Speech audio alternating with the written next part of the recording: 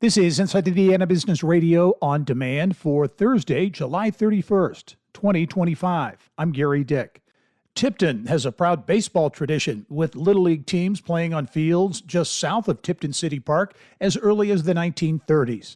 But the baseball complex was demolished in 2023, leading city leaders, chiefly Mayor Keegan Schmicker, to embark on a plan to rebuild the fields. The city has already taken out a $2 million loan for the project and is now asking for the community to help raise another $1 million. I think from a very traditional perspective of baseball, especially for our youngest participants, it really offers the opportunity for our community to commune together, that they get to come and watch their children and grandchildren play together, their nieces and nephews. Parkview Health does not have a hospital in the Indianapolis area, but it does have a media presence as it continues to expand its footprint. The Fort Wayne-based hospital chain began seeking to increase its name recognition in June by airing emotional TV spots during the NBA Finals featuring the Indiana Pacers. Parkview recently announced 2 new facilities in Grant County, and on July 1, it took over Logansport Memorial Hospital in Cass County as Parkview Logansport Hospital.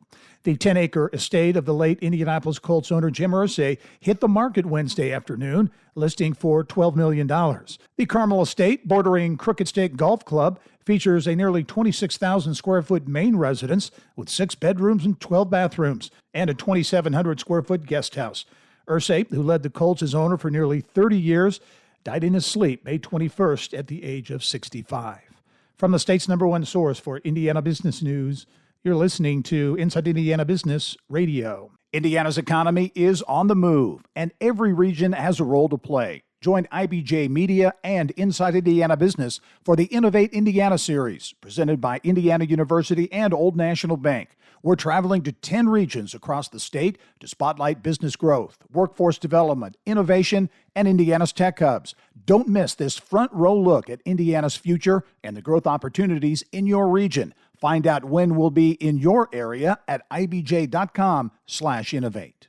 In early April, when the Nasdaq dropped 20% from its high amid panic over President Donald Trump's dramatic tariffs announcements, cries that a recession was coming were abundant. It's now 4 months later and the recession hasn't come. The stock market is at record levels, unemployment remains unchanged, and inflation in most sectors is down slightly. In fact, the risk of a recession is only slightly higher than normal, according to Jim Bullard, the dean of the Mitch Daniels School of Business at Purdue University. The main concern during the first half of the year has been the global trade war, and that the global trade war might spiral sort of out of control somehow, and then that might cause a global recession. That so far has not occurred, and it looks like cooler heads are going to prevail, and we'll get some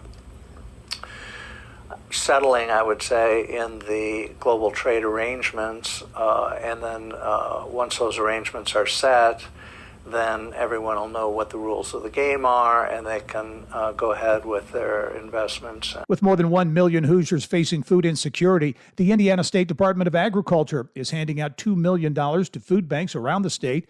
The ISDA says each of the state's 11 food banks will get a share of the money, which in turn helps supply food pantries, churches, and other nonprofit organizations that work in communities. Vincennes University President Dr. Chuck Johnson has announced that Adam Watkins has been appointed Assistant Vice President and Dean of the Vincennes University Jasper campus.